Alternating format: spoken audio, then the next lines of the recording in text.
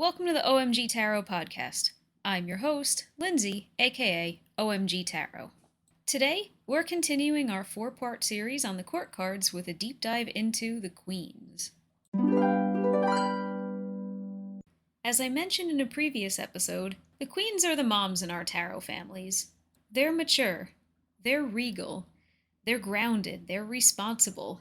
They're the ones who are tasked with keeping things organized and making sure the family continues to operate day to day. They're also tasked with nurturing, and they're often asked to be the ones who are the safe place to land, or at least the resource that you turn to, because they're responsible and they're consistent. Now, if this feels a little backwards, or perhaps like it's casting women and motherhood in a specific role, yeah, it is.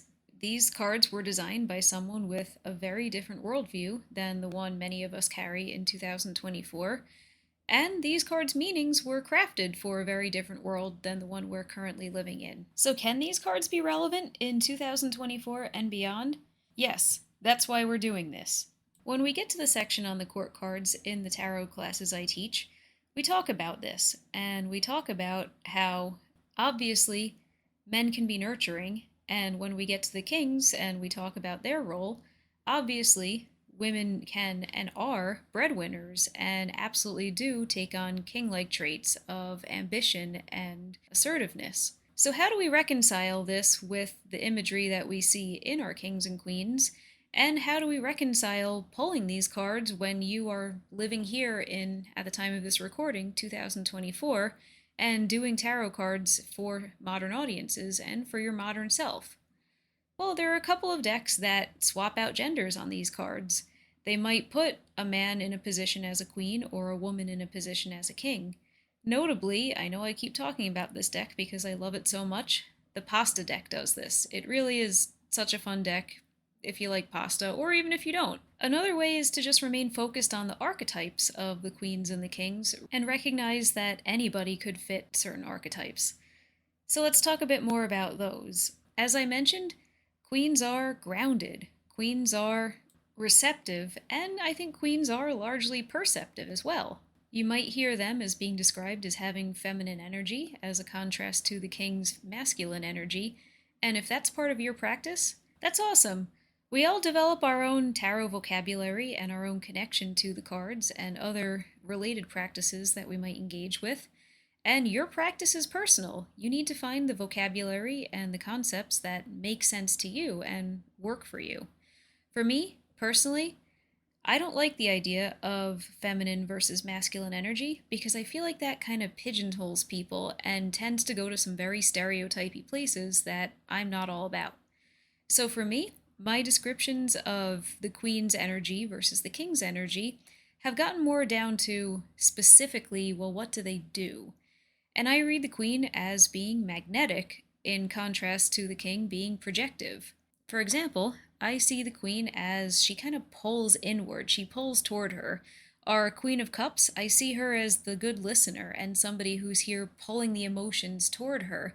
She's the one who maybe you're feeling some sort of way and a bit closed off about it, but she's the good friend who'll sit down with you and give you the time of day and listen without judging and really pull those feelings out of you and get you to open up and start talking. Our Queen of Swords, she sees through the bullshit. Malarkey. She sees everything, hears everything, and she pulls the information toward her, and I see her as she's that scientist or she's that detective. I think probably detective is the better word for our Queen of Swords, because she pulls all the knowledge and all the information toward her, and with that sharp sword of hers, she just cuts right through it, right down to what's real, and tosses away all the rest. You know who else you shouldn't mess with? The Queen of Wands.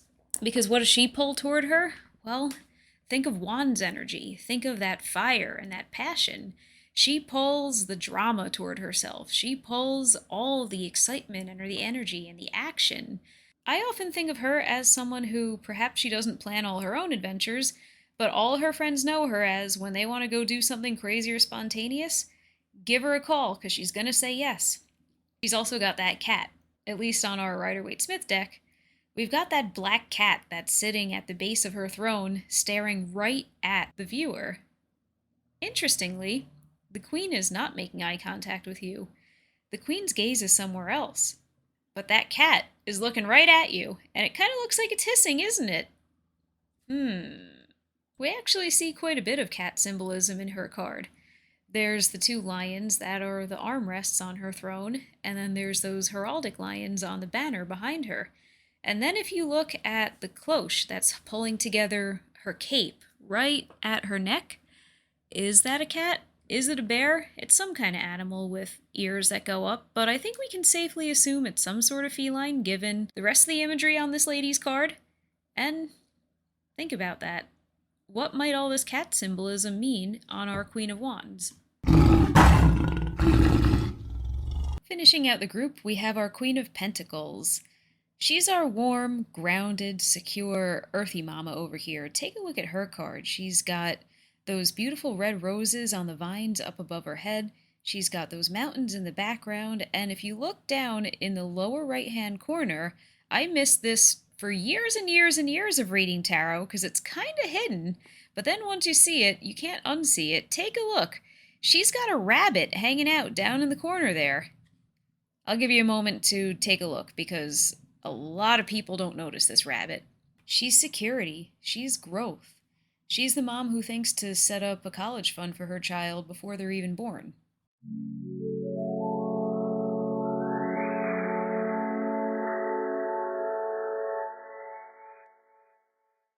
And I think this is a good point to discuss the reader's relationship with their cards and how that factors into how they interpret them. Because obviously, you, me, and every other reader out there, we all have different perspectives and we all have different unconscious biases and different ideas. And those inevitably fit into how we interact with the cards and how we interpret them when we pull them up. So when we encounter cards like the court cards that are specific archetypes, your idea of what, say, the Queen of Wands, what a fiery, maternal, feminine archetype would look like, might be a bit different from mine. That's why if you ask two readers to read on the same topic, even reading the same exact series of cards, you might get two different interpretations. So, is one interpretation more correct? How do you know which one to trust? I might ask both readers to elaborate on their process and ask them how they reached the conclusion that they reached. The answers might surprise you and they might illuminate certain things in the cards that you yourself hadn't thought of. For example, I might read this Queen of Wands and my eye might immediately go to that hissing black cat. So my interpretation might be very predicated on this archetype of somebody who will fight back if pushed too hard. So engage with caution, because if you mess with her, she will attack. Somebody else might interpret this combination of the hissing black cat in the foreground with the queen whose gaze is looking off to the side as she won't be the one to personally fight back, but rather she's got minions who are going to fight on her behalf. And they might support that with saying, look, this queen is not directly engaging with the viewer. She's looking off to the side. She's not the one personally involved here, but her foot soldiers, symbolized by this little black cat, those guys are the ones you gotta look out for. So you might come away from these two readings asking yourself, all right, who's gonna fight back at me? Is it gonna be the queen or is it gonna be her minions? Because I gotta know who to look out for. Fair question. Honestly, if you were sitting with me, my next move would be to pull a few more cards to build out some context, because it can be kind of difficult to determine that from one single card. And now, just for argument's sake, let's explore that. Let's say we shuffle, shuffle, shuffle, and we ask, who do I have to be worried about? Is it the queen herself, or does she have some minions? Let's say the King of Wands pops out. I would say in that case, I'd be a bit concerned about the queen, because I would be reading the king as supporting context for our Queen of Wands, and that's a key part. If we had pulled them on, say, two parts of one spread together, I wouldn't necessarily read him as a bit of context for her. I would read them as two separate individuals. But because we're specifically asking in this poll, who is this Queen of Wands symbolizing? Who do I need to be concerned about? And the King of Wands came up in that context, I would say the Queen of Wands is going to embrace that king energy and assert herself and really push her ego forward.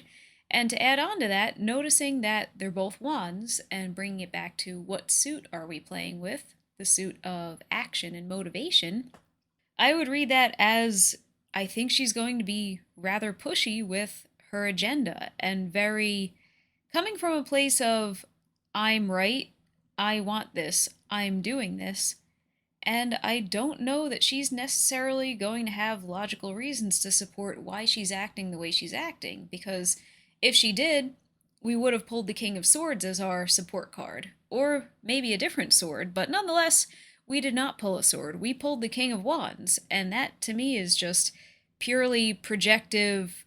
This is what I want, this is the action I'm taking, this is what I'm going after energy. As a reader, how do you determine how you interpret a specific card? I think, just like you might ask a reader to show their work and explain why they reached the conclusion that they reached, you should ask yourself that. To return to our example, why am I reading the King of Wands as the Queen is going to be the one who's fighting back for herself? Why am I reading him as overtly projective and driven? Well, look at his face. And again, I'm using the Rider-Waite-Smith deck. He looks confident, and he is gripping onto that wand pretty firmly, so that to me says he's pretty dead set on what he's driven about and what he's decided he's going to project forward and use. He's also got that fist in his other hand, which says to me, yeah, he's pretty hell-bent on this. In previous episodes, we've talked a bit about the symbolism of right hand versus left hand, with our right hand being our projective hand and our left hand being our receptive hand. That fist is the left hand. It's very closed off. He's not listening to different opinions or different options. He's not open to receiving anything with this left hand. And then over in his right hand, he's gripping that wand. This says to me, I've made my decision and I'm pushing it forward. Also, look at his feet. They're grounded on a solid slab of concrete. He's pretty well grounded in what he's choosing to do. This is a guy who I wouldn't be surprised to hear say something along the lines of, if you want it done right, you need to do it yourself. Also, I think the King of Pentacles and the King of Swords would probably also say that. But this guy specifically has his heart set on something, and he's bringing all of himself to whatever battleground he's decided his heart is going to go compete on. And in this case, where he's the answer to our question of, do I need to be concerned about the Queen herself or her henchmen, we can interpret this as she's the one who's bringing all of her heart and soul into what she's doing. I don't think she wants to let henchmen handle this for her. I think she wants to handle it herself, and that's why she's bringing some king energy to the game.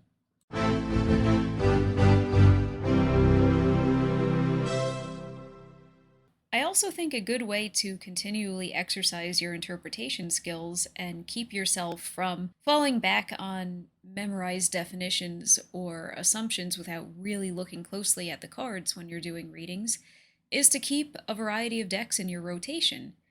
Because let's say you have one deck and you only ever use this deck for readings, it can be very easy to get yourself into a rut of, oh, I've pulled the Queen of Swords. She means receptive with regard to information, and she means, and it can be very easy to just kind of blow through this looking at the card, really closely looking at the details, and just relying on what you've already determined she means because she's just so familiar.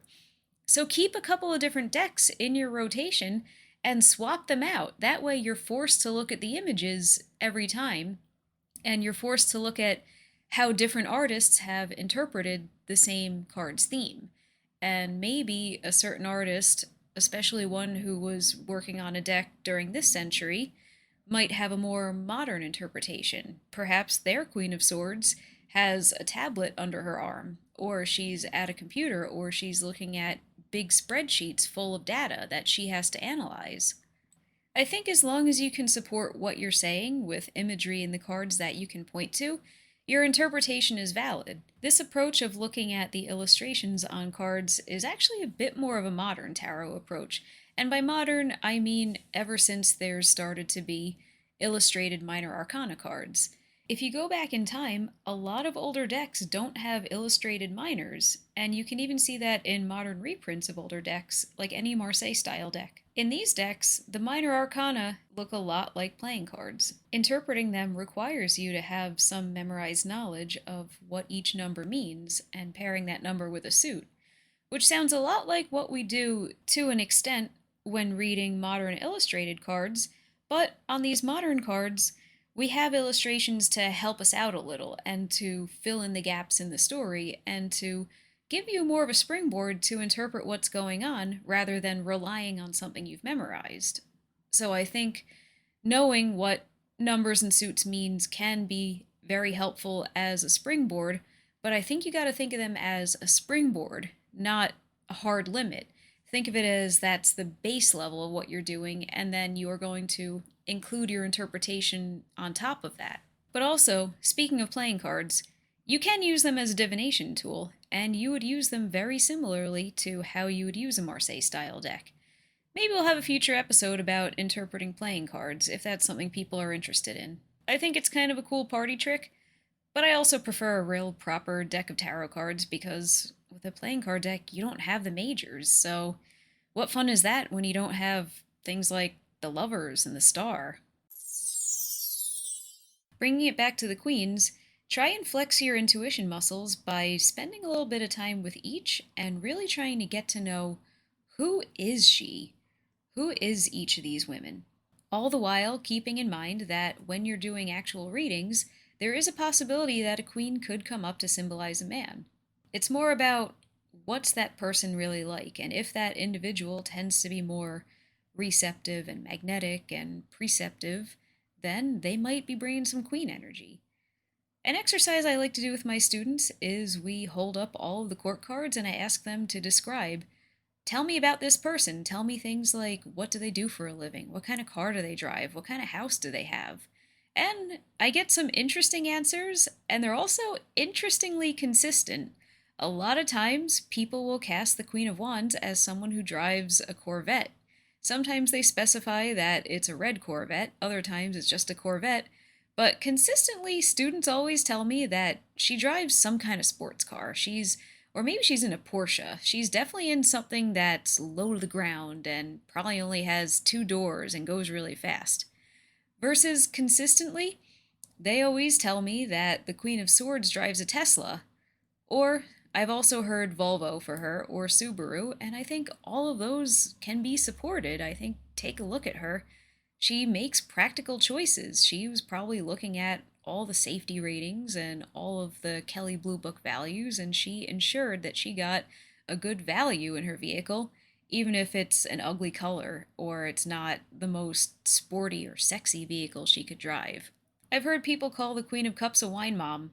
I love it. She probably is. And as you do this kind of exercise yourself, you'll start building up your own vocabulary for the court cards and for the rest of the deck. But I think specifically with the court cards, because we're dealing with individual personas, spend some time doing that. Give it a try. Ask yourself, hey, I'm looking at this Queen of Pentacles. What do I think she does for a living? What kind of car do I think she drives? If I were to visit her in her home, how do I think her home would be decorated? What would I expect to find in her pantry or in her living room? What are her main motivations? What does she care about? And you can extend this exercise to examine how do you think each court card might interact with another court card. When the King of Swords comes to visit the Queen of Pentacles, what does he think about this house? What does she think about him? Why is he coming over? What do they do here? Maybe the Page of Wands lives here. Maybe the Queen of Pentacles has the Page of Wands as a daughter. What's their relationship like? So chew on that, have some fun with it, and let yourself explore. In tarot, it's really difficult to be wrong. You gotta be overtly wrong, like telling me that the page means literal death or something silly like that. I think as long as you trust yourself and you can support what you're saying with visual evidence from the cards, and you genuinely feel like that's the message you're supposed to draw from the cards, I think you really can't go wrong. So trust yourself and spend some time with them, because the more time you spend with your cards, the better you'll get at interacting with them, and the easier it'll be to interpret them and trust yourself that you're finding some value. And if you run into any difficulties or you just want to talk shop with an experienced reader, you know my inbox is always open. So shoot me a DM on Instagram at its_omg_tarot, or you can always shoot me an email at omg@omgtarot.com. I'm always happy to talk tarot with you, and I'm always happy to help readers work through difficulties. So yeah, don't be shy. Alright, and I guess that about wraps it up for our Queens episode, so I hope you learned something. And if you enjoyed this episode, please give me a good rating on Spotify or Apple or wherever you're listening to this. I'm only really familiar with Spotify, but good ratings genuinely do help, and so does following the show. So if you feel inclined to do that, I would really super duper appreciate it. Alrighty, catch you next time. Bye bye.